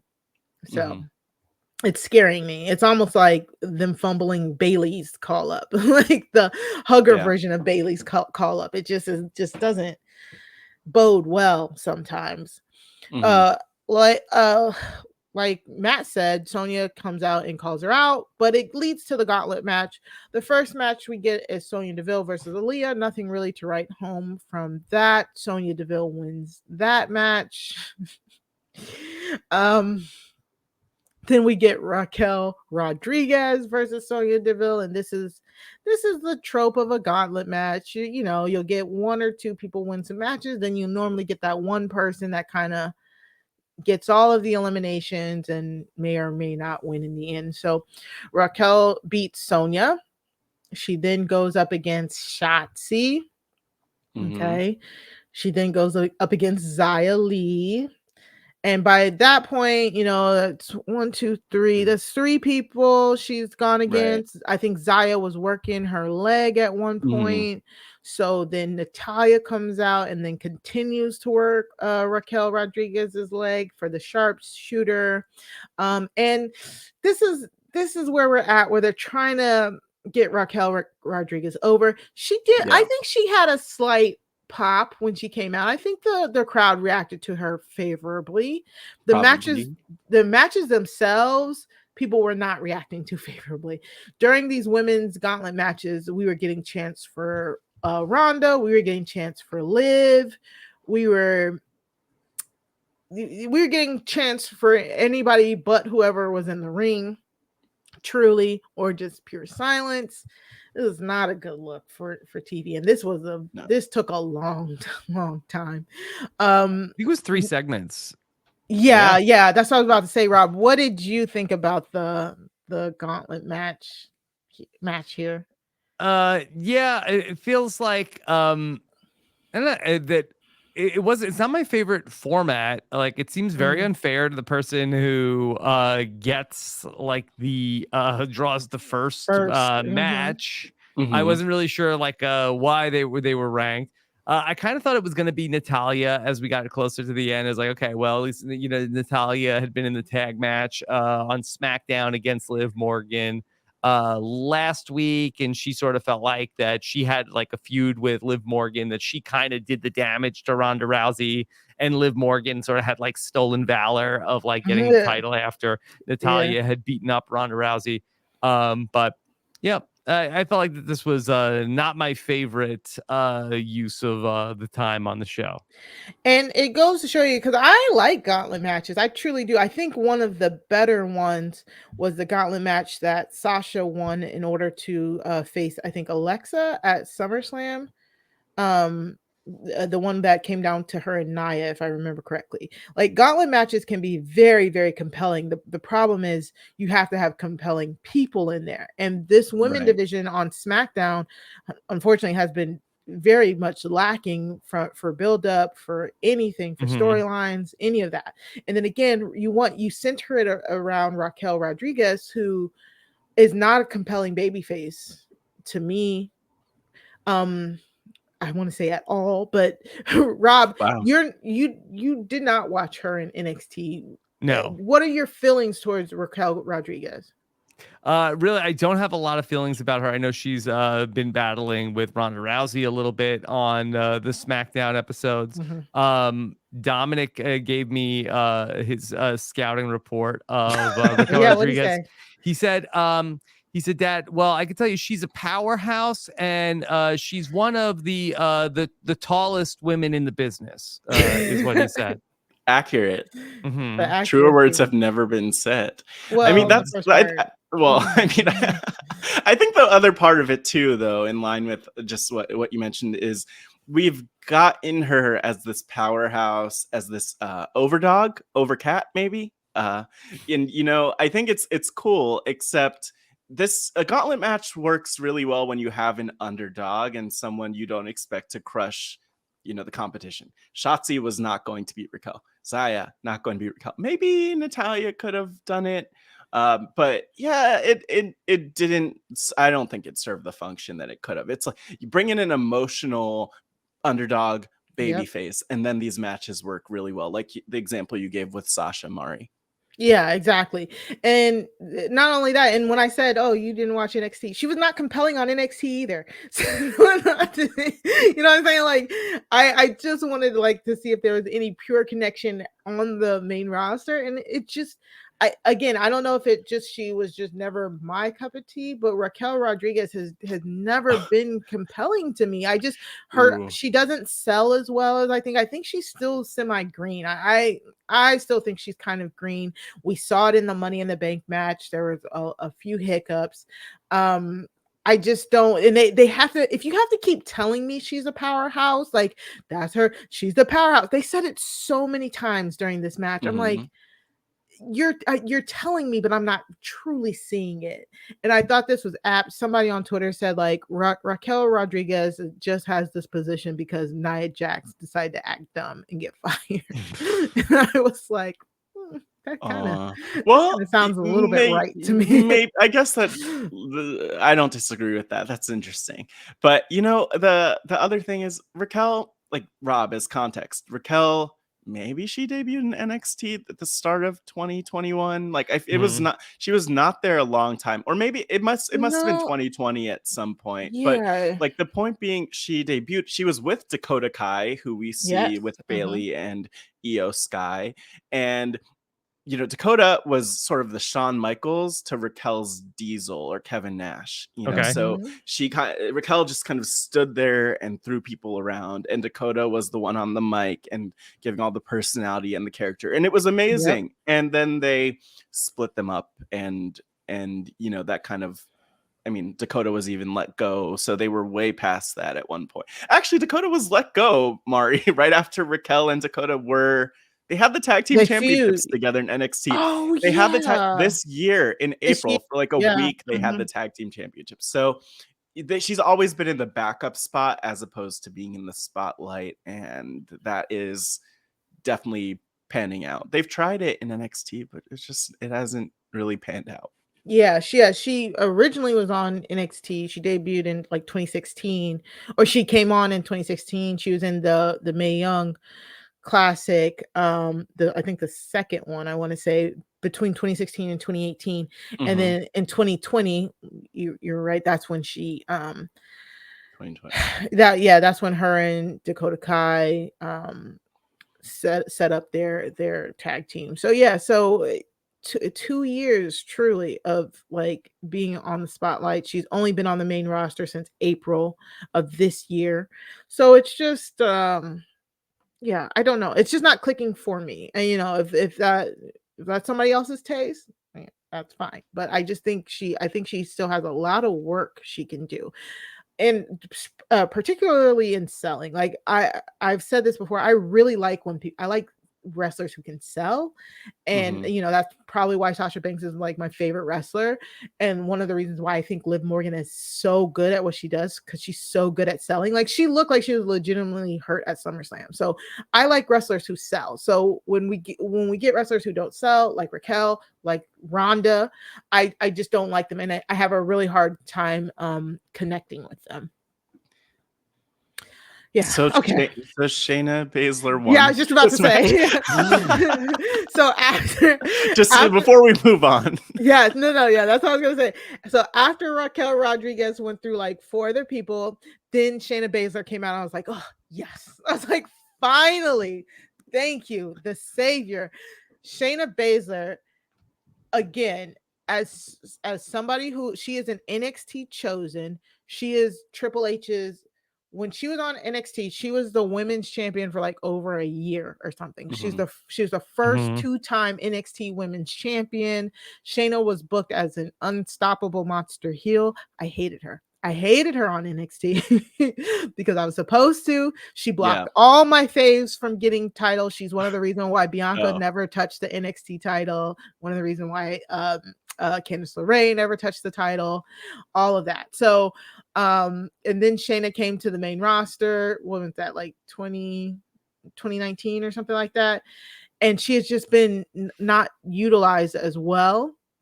And she got that one monster run. Didn't she get the one monster run around Rumble? Then she eliminated everybody at Elimination Chamber to go on to lose to Becky at WrestleMania 36 in the empty arena. Yeah, but then she had her tag team with Nia Jax, which was really great. hot. We love that. Yes. Yeah, but recently she's just been like kind of in the background. And so Shayna beating Raquel here, loved every second of it. Then Shayna possibly, going up against Liv Morgan, that's going to be a great match, first off. And then it opens up a lot of doors depending on what they decide to do with Ronda, because Shayna is one of Ronda's trainers and friends. They were in the MMA together. Shayna is a part of the MMA 4 horsewomen that Matt just keep talking about. I didn't mention them just now, so okay, you're right. I would have. So Shayna winning this and kind of going on to try and defeat Liv. I love everything about this. I thought this was a good booking decision here. Again, Rob, what did you think about Shayna's win here? Yeah, I don't know a ton about Shayna Baszler yet at this point. But yeah, it looks very scary for Liv Morgan. Yeah. I love that. It's like a horror movie. Yeah. Yeah. The submission magician. I like that too. That seems recently coined. She goes by the Queen of Spades. Spades, right? Sure. Let's go with that. Yeah, that sounds right. Because she actually does know how to do card tricks. Like she does card tricks behind that was not the reason why I thought we were gonna get that. I didn't know that either. Wow. Yeah. She can act. It's pretty cool. But yeah, so I have been a big Shayna Baszler fan since she came to the main roster, because one of the things I thought that they didn't let her do on NXT is be very charismatic, and her pairing with Nia, like Matt mentioned, was it showed her charismatic side. And even the stuff with Alexa, when Alexa had Lily and Lily was messing with Shayna's head, I like that stuff too. So Shayna is one of Triple H's favorites, so only good things to come, I'm thinking. And so I'm excited for this. And let's finally cap this off. We got a Roman Reigns appearance. Everybody, South Carolina was stoked about this. He's on SmackDown, and he said, Roman's right. He's right. He says, you know how it goes. We We smash them at a premium live event, and then we come back on SmackDown the next week and tell you exactly what we did. Mm-hmm. Can I ask a question about the storyline? Okay, we spent so much time on SmackDown. I believe it was 3 segments of Sami Zayn needed to tell something to Roman Reigns, and 3 times. Hey, can I talk to and the Usos came out like, oh yeah, blew him off. Go send him on an errand. Yeah. No payoff, nothing. We never found out what Sami Zayn had to say. He never got mad. They never got mad at him and stripped him of the honorary Us title. What are we doing with Sami Zayn? I have absolutely no clue. Do you know, Matt? I would like to think that he was going to warn Roman about the debut that came up, but what's like? Why does Sami Zayn know that? Is he in the is he interning in the legal department with or the talent relations department? Like, what is going on? It didn't really add up. Maybe we'll get some clarification next week. That we really need it. I'm sure it will result in that. Okay, Sami Zayn by proxy will have to fight Drew McIntyre on one of these SmackDowns that Roman's not going to be on. Like Paul Heyman will be like, "Hey, do us a solid. You want to help Roman? Like, go fight Drew McIntyre tonight." Yeah, and he did say that he went to the production truck, and so maybe he did find out about the return, because they were queuing up the music. Yeah, did he see like a videotape with like Karrion Kross written on it, or? Yeah, I don't know, but that's why I didn't include it, because I was very confused. I don't know, but like Rob said, he'll probably just be fighting between Drew and Karrion for the next few weeks while Roman is off not being on TV. So, but as Roman and the Usos are talking about, he's at 705 days with the titles. Like, wowza. And talking about all the things that they did. Drew comes out doing all his Drewness, and he got a good promo on Roman and all that. But then we get Karrion Kross's music. We get what is clearly, if you're in the know, you know that's Scarlett at the top of the ramp, distracting Drew long enough for Karrion Kross to jump him from behind and just beat up Drew. Why? I don't know why he's beating up Drew. Was he feuding with Drew before he got released? I can't remember. He was feuding with Jeff Hardy and losing to him every single week pretty much before he got released. That's what was going on last September, October. So no, he didn't have a feud. He was floundering. I feel like did they give him like a weird hat or something? Yeah, or a helmet? Drew actually tweeted like, "Oh, I don't know what happened. Now all of a sudden I'm getting beat up by somebody who was in bondage gear and a helmet." Like, it was a crazy night. I think that's what Drew tweeted. But yeah, that is what he wore. Yeah. And he's still wearing leather, actually, which is kind of funny. Yeah, and but I thought the funniest thing to me about this clip truly was just the music hitting. Scarlett Bordeaux, who is Karrion Kross's wife, is looking all scary and all that stuff. Meanwhile, Roman and the Usos are in the middle of the ring, like, who? Like, they just like. Like, where's security? They're probably looking around. Like, Roman clearly had no clue who these people were, but we know who they are.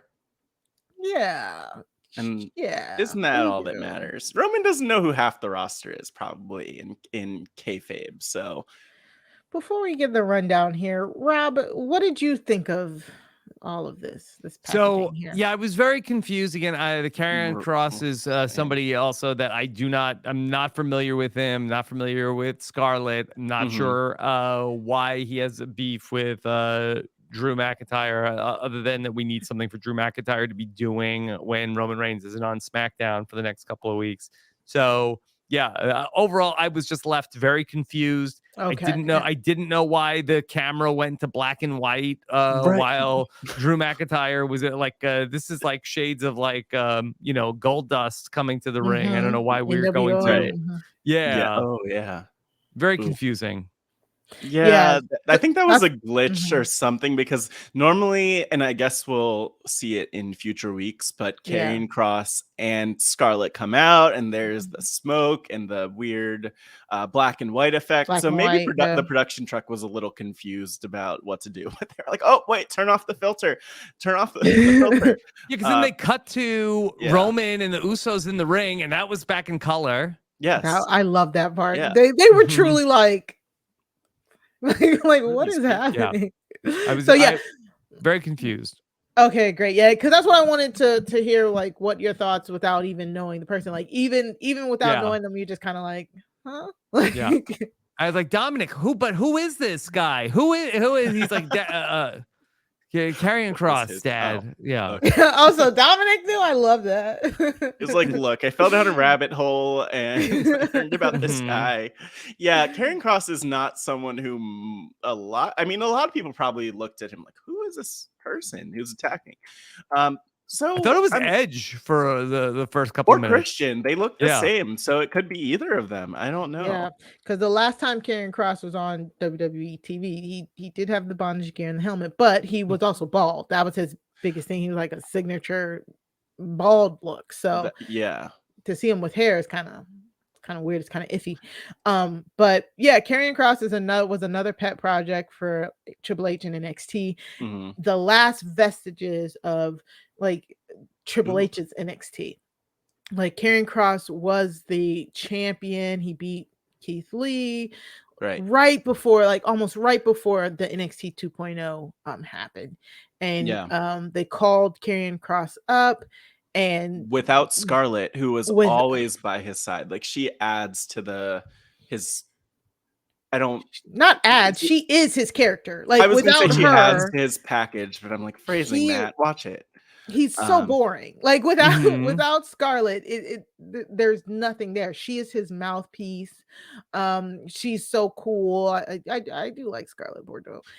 She also had a random hourglass that she what does that mean? Well, their whole thing is like, it's like TikTok. They always tell them TikTok, and TikTok is huge. Not that TikTok, but like counting down, and like fall and pray is their gimmick. It's like, it's kind of like Time's Up, but not that Time's Up, but like like he's coming for you. That's not very popular in the WWE headquarters. Yeah, right. So like it's just like the clock is ticking. I'm coming for you. Enjoy the time with the title, I guess. Roman seemed nonplussed. Like Roman is like, that's not that. I don't gotta worry about him. But it's literally just a clock. Like, why are you putting this here in my ring? Like, what's the point? You bought this at the dollar store down the street and just left it there. Yeah. So is that what wrestlers are these days, Mari? Come on. There were whisperings before the program that they were coming back. I just ignored them, but apparently it was way more abrupt than everybody thought. Like nobody really thought that they were going to debut last night. So I mean, he's back. Triple H likes him, and he's already somewhat inserted into this title scene. How that will be, we don't know yet, but I mean, he's there with the main players. So we'll definitely see how it goes. If Triple H keeps the full package which it looks like he did, because again, Vince McMahon stripped him of Scarlett, stripped him of the song, the gimmick, and it did some very weird things with him. But now this is the original package. This is Scarlett and Karrion Kross. So we'll see. Matt, you look so concerned. No comment. Just Vince McMahon mentions are funny. Yeah. So that's it for the highlights of the week. Again, all the highlights of the week can be found in our playlist in either our show notes or your show descriptions. Before we get to the plugs, Rob, any final thoughts of this week in wrestling as a whole? Well, one of the matches that I thought was really interesting that we didn't talk about was Seth Rollins. That there was the whole like business with Riddle, where Riddle sort of had like the kayfabe injury, and then then came to SummerSlam and then called out Seth Rollins, and then Seth Rollins beat him up even though he was not cleared. But then the Street Profits were feuding with Seth Rollins, but I just thought there was such an interesting, like, because on this very night on Raw opened up with the respective wives of Seth Rollins and Montez Ford in this very interesting, like, where Bianca is like waxing poetic about how great Becky Lynch is, and and then comes to her aid when she's getting attacked, which really, I mean, like, I guess chivalry really is dead when Seth Rollins was right there, was in the arena, could not even come to the aid of his own wife during all this. But then I thought it was like an interesting matchup where, I kind of feel like that, it was like, but everybody was talking about like, are the Street Profits going to break up? But now I kind of feel like that they're not going to break up, but it was very interesting that Montez Ford got the push to be in a singles match on Raw against, one of like the top tier people at the top of the division. And really Angelo Dawkins was like not even ringside for the whole match. It was like he didn't come in until like the very end and sort of like pulled Montez Ford out of like when Seth Rollins was like going like extra crazy at the end of the ring. So I just thought that was like a very interesting thing that happened this week. Great shout. That is very true. Lots of rumblings of the Street Profits possibly breaking up. Is that actual internal ones? I don't think so. I think it's a lot of like fan service. But it seems like there might be some truth to it, like merely for the fact that Montez he's getting a slight push here. He's, like Rob said, he's in there with Seth Rollins. He had that really good match with Roman a few months ago. He's put on a lot of weight, a lot of muscle. I mean, and Montez, he's a star. Like, and I hate to, like, Dawkins is really good. Dawkins is really good too. Angelo Dawkins is really good too. But it's getting harder and harder to hide how good of a talent that Montez Ford is. And with the Usos holding the division hostage, having both the belts, it just, unfortunately, there's just no payout to stay in a tag team right now. So you hate to see it, but it might happen sooner rather than later. It's sad too, to your point, because Dawkins, he's the Marty Jannetty here, and you never want to be the Marty Jannetty. Where's Marty Jannetty? No, actually, I don't know. I hope he's I hope he's well wherever he might be.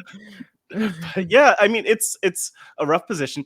Montez as a singles competitor would be phenomenal, and also I would just like to see them in like different gear. That's just the basic part of me, where I'm like, you don't need to dress like a basketball player. They were football players at SummerSlam that they came out in the Titans. Yeah, it was pretty cool. The football look was better than the basket. I don't know. I'm just tired of it. I want them to switch it up. Yeah, exactly. So it'll be interesting to see what happens. It truly, or what doesn't happen. Yeah. Well, do they have to break up for the Montez Ford to get more like singles? Like I feel like Big E didn't have to leave the New Day to sort of be in the title picture.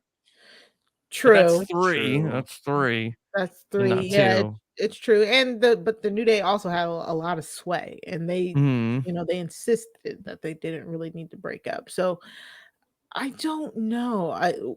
And it's hard to understand what Triple H could do with them. They were well received on NXT.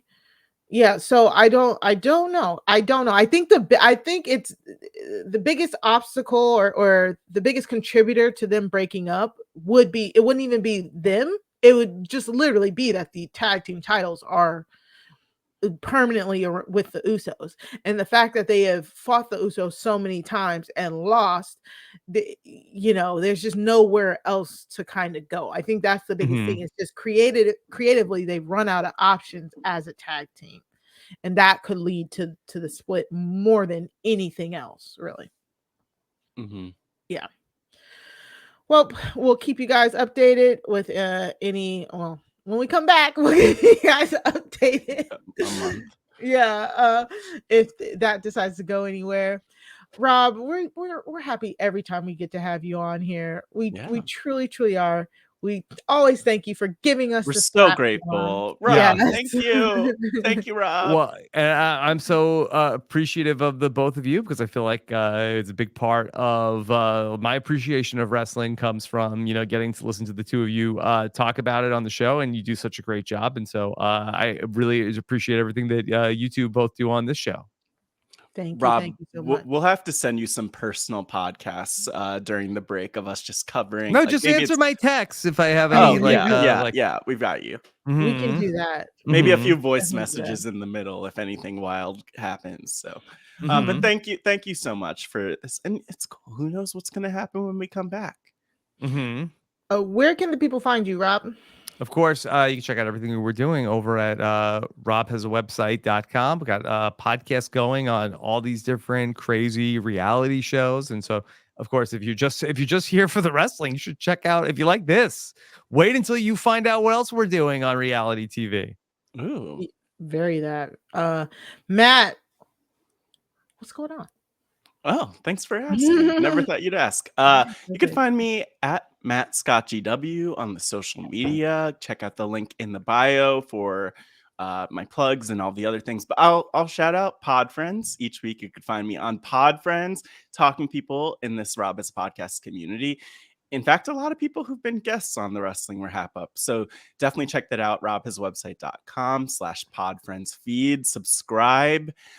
And I think my only other big plug, other than just pointing out that I will continue to do Big Brother coverage this summer, so follow me for more on that, is that you can find me on Survivor Philadelphia too. Head versus heart, doing my best Rob Cesternino cosplay, trying to play Survivor, and that was a lot of fun. It's fun to watch. I think episode 3 is the latest one that came out. They're coming out every Tuesday, 8 p.m. Eastern, premiering on YouTube. So you could check that out. And again, follow me on Twitter for that. And the link in my bio has a link to the YouTube channel for Survivor Philadelphia, or you could just look it up. So that's what I'm up to. But yeah, Mari, how about you? So you can find me and Sarah Carradine every week, bringing True Crime Tuesdays to RHAP on our Crime Scene podcast, where every week we review a docuseries, true crime, property, and then we give you our review about it, and then we give you our suggestions and our listener suggestions. So it's always really fun. We had Matt on previously, and now we have Rob on. So go check us out. Next week, we have a fruitcake heist, if you will. Yes, we are reviewing the fruitcake fraud on Discovery Plus. If you want to know how to steal $17 million from a family-run fruitcake business, go listen to us talk about it. So you can go to robhasawebsite.com/crime feed to subscribe to the Crime Scene podcast. You can also find us on Twitter at Crime Scene RHAP. That's Crime SEEN RHAP on Twitter. You can also find me on Twitter at Mari Talks Too Much. That's 2 like the number 2. Just like Matt, I'll be covering Big Brother 24. So follow me on there so you can catch me when I'm doing that. Me and Rob just did the Thursday episode recap. Great podcast. Go listen to that. Yes, indeed. Go listen or watch that. That was a fun one. And then that's I was on the new A Perfect Match podcast last week, like 2 weeks ago. So 2 podcast. Anyways, I joined Asia and Jason to talk about Married at First Sight. They are still going strong. Great show. So go to robhasawebsite.com/first sight feed. Love, Sounds whatever, good to me. something like that. It's great. Go on my Twitter and you'll see a link to it. But other than that, we do want to just plug another great podcast Great Rob Has a Podcast Network. If you're watching Love Island, you should be listening to the Love Island RHAPup with Kirsten McInnes and Scally. They each every week, it's like either once or twice a week. They talk about Love Island US, which moved to Peacock. It is now on Peacock, the streaming service, so it's totally uncensored. Ooh, wow. And so Scally and Kirsten break down the drama, the twists, the relationships, and the breakups every Tuesday and Friday. You can subscribe at robhasawebsite.com/hotdummies in order to listen to them talk about Love Island. One of my favorite shows going on right now. The drama is at an all-time high, and if you are watching that, you want to be listening to them. Plus, if you're watching us or listening to us, you want to listen to them because about a week and a half ago, they were talking about Dolph Ziggler. There was a weird WWE Love Island podcast show crossover promoting SummerSlam. So check that out. That cannot be missed. Yes. So please go rate, review, and subscribe to us at robhasawebsite.com/wrestling.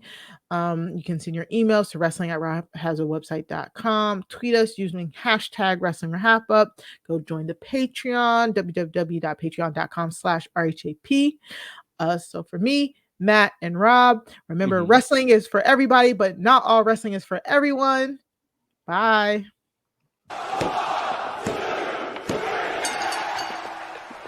Throw 'em up, lay it down just like Matt and Mari. Wrestling RHAPup's gonna make you sorry.